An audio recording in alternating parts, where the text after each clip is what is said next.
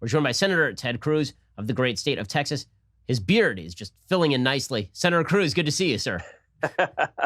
Ben, great to be with you. And I would note, when Megyn launched her podcast, she said she wanted to be like Ben Shapiro. She said, who has more influence, Ben Shapiro or Wolf Blitzer? And there's clearly a right answer to that question. Well, I really appreciated the kind words from Megyn, who is worth $1 bajillion and many, many more monies than I will ever be worth. But I appreciate that. So Senator Cruz, obviously tonight is the big debate. We're hearing a lot of controversy in the lead up to the debate about Joe Biden apparently wanting bathroom breaks every half an hour and being refused them, which is a weird thing. And also, there's now controversy springing up about whether or not he is going to allow his earpiece to be checked. So you've done these debates.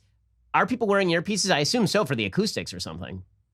No, I've never worn an earpiece in a debate. And it's a strange thing. I don't know if it's a hearing aid, but every debate I've done, you're standing there.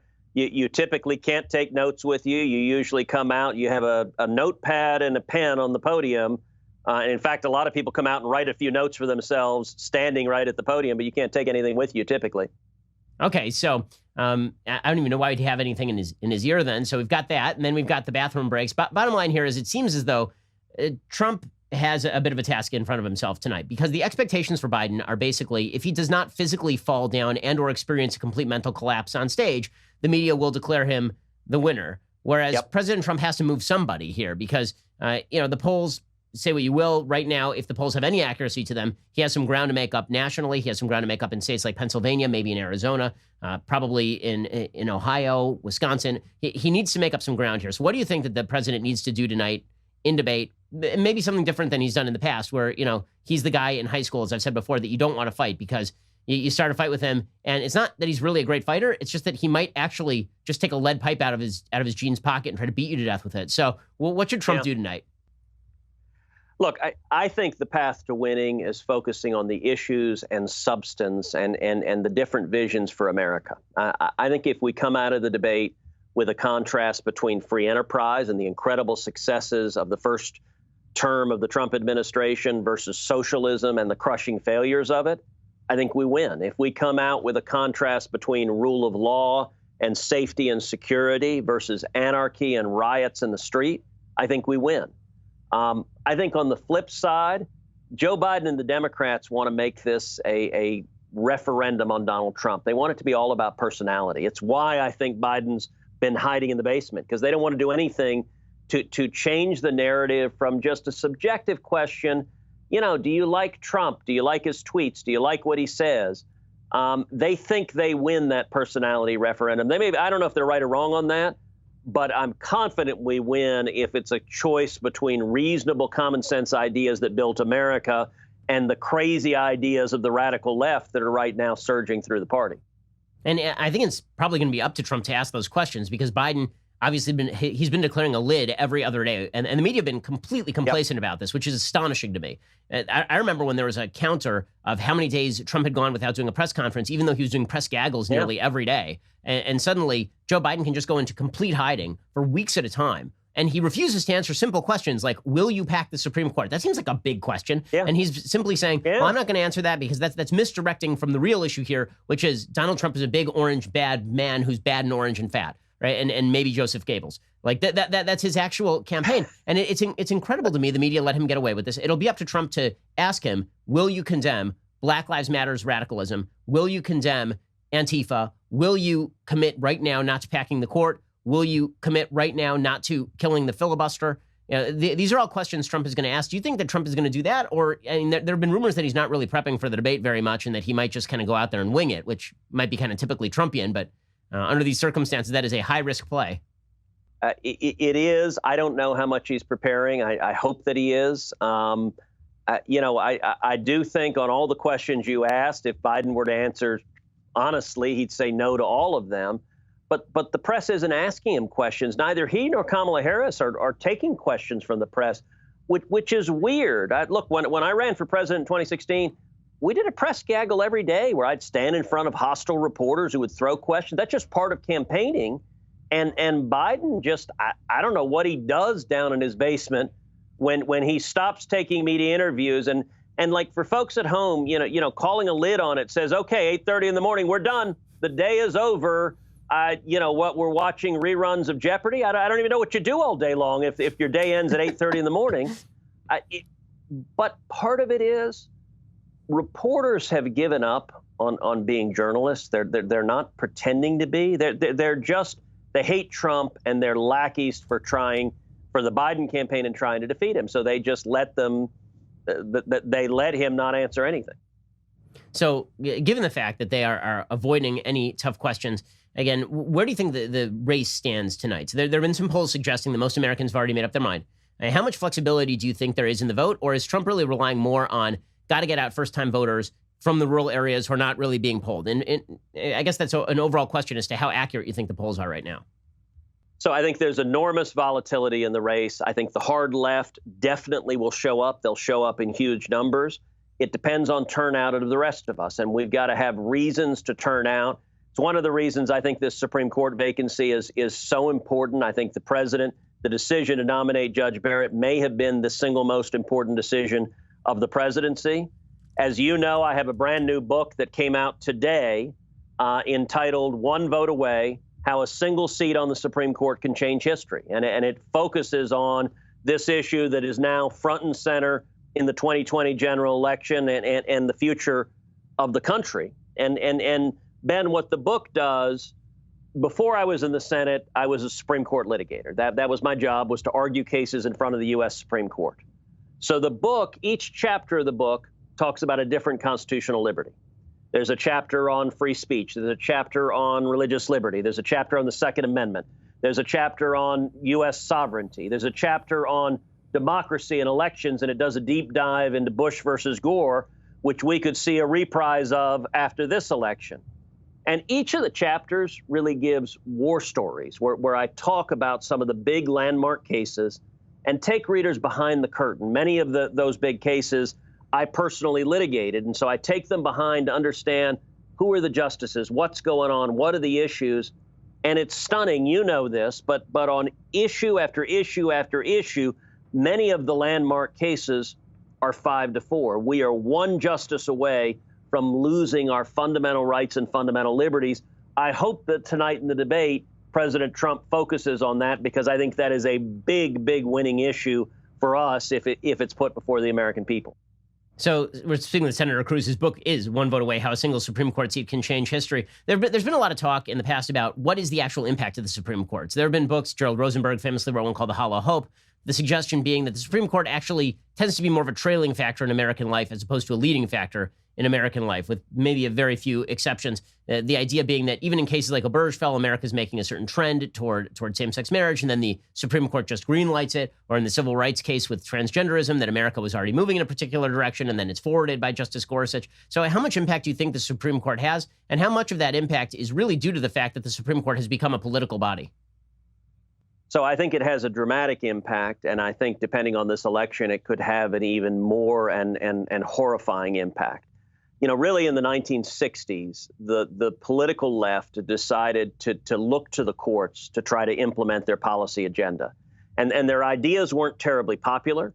And so they discovered it was easier to get 5 unelected judges in black robes to decree an outcome than it was actually to win elections and persuade the American people. Under the Constitution, contested policy decisions are meant to be decided by the politically elected legislatures. That's the right place to do it. So I'll give you an example of how dramatic it is. The first chapter in the book, or one of the first chapters, talks about free speech.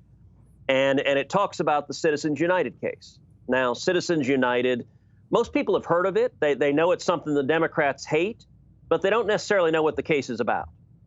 The case was about, do we as Americans have the right to criticize politicians? In this instance, the specific facts, Citizens United is a small nonprofit organization that made a movie critical of Hillary Clinton.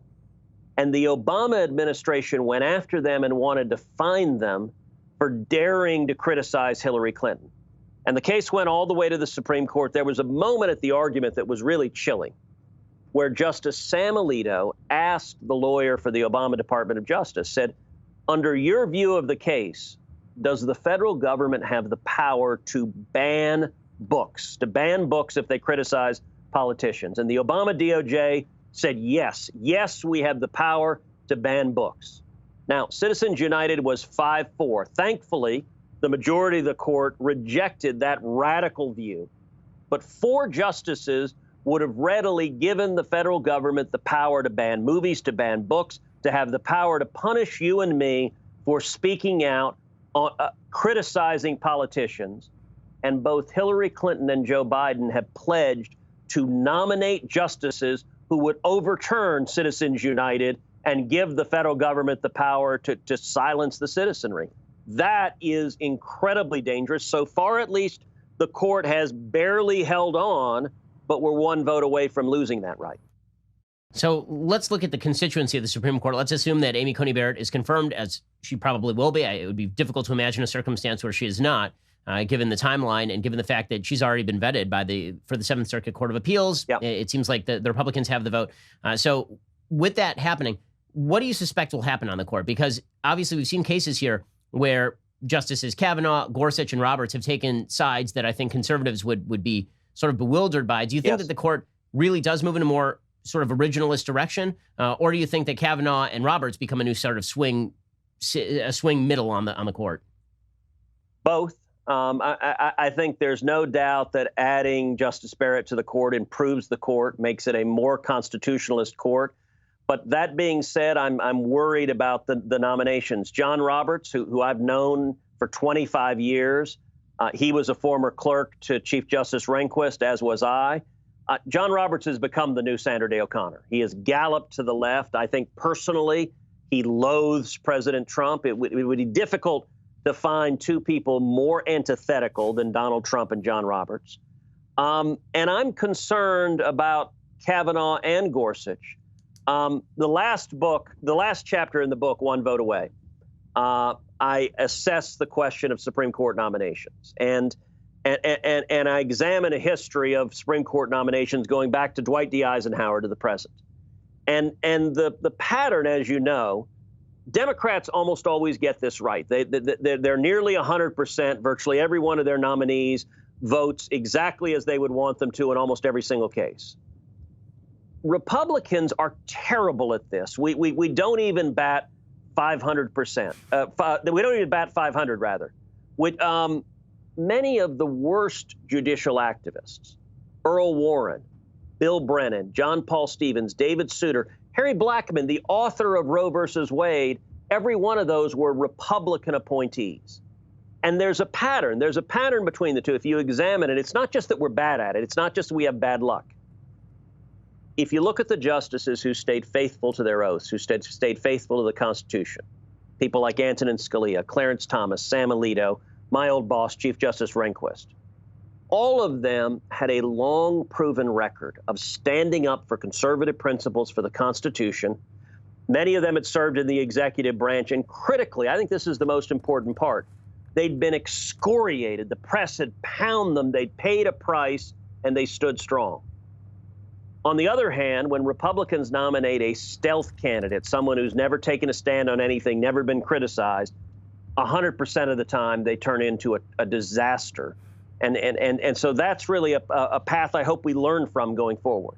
Now, Senator Cruz, final question for you here. The Democrats have been discussing the possibility of packing the court. Joe Biden refuses to answer questions on it. Kamala Harris refuses to answer questions on it, which is incredible. How seriously should we take that? I'm pretty skeptical that Democrats are actually going to do it. I think that this is mostly a threat that they're throwing out there, red meat for their base. But how seriously should we be worried about them ending the filibuster, adding states to the Senate, packing the court if they were to win a majority in the Senate? I think we should be taking it deadly serious. They are serious about it. If they win, if it's a Biden, Schumer, Pelosi government, in the opening week, Schumer will end the filibuster, and they'll get every Democrat on that, which means that the minority in the Senate will not be able to stop anything. I think they will certainly add 2 states immediately. So if we start January with 50 Democratic votes, they want to add the District of Columbia and Puerto Rico. They believe that will elect 4 more Democratic senators. They will do that at the outset. And I believe they will try to pack the Supreme Court. Maybe they don't get the Democratic votes. Joe Manchin this week suggested he wouldn't go along with it. Dianne Feinstein has suggested she has concerns. I'm skeptical. I think if they have power, they'll get the votes. There's a discipline on the Democratic side that Republicans typically lack. But I think the threat is deadly serious. And you know what? I don't want to find out, which is why it's critical the president's reelected. It's critical we keep a Republican Senate. It's critical we retake the House. And part of why I wrote this book, One Vote Away, what was to really underscore, if you care about religious liberty, if you care about all of these fundamental rights, this election is transformative. And I got to say quickly, Ben, so I pre-taped a show with Steven Crowder that's going to be on later tonight. You and Steven enjoy giving each other enormous grief, which is great fun. And so I suggested to Steven, I said, look, I'm going on Ben's show. This is going to be a real test of heavyweights and who can really move books. Steven, you know, I mean, the book One Vote Away, it's on Amazon, it's on Barnes & Noble, anywhere you get books. And the question is, I don't know, Steven, do you move more books or does Ben move more books? And I got to tell you, Ben, he came back and said, if it's a battle of heavyweights, I think he called you a 14-year-old who couldn't fight out of a ring. And so, I mean, frankly, that's a fair critique of me. The only thing I would say here is that, you know, if it's a battle of who actually reads books and knows how to read, then it sort of changes the math a little bit. Senator Cruz, really appreciate the time. The book is One Vote Away, How a Single Supreme Court Seat Can Change History. Go check it out right now. Senator Cruz, good to speak to you, sir. Take care. Thanks, Ben.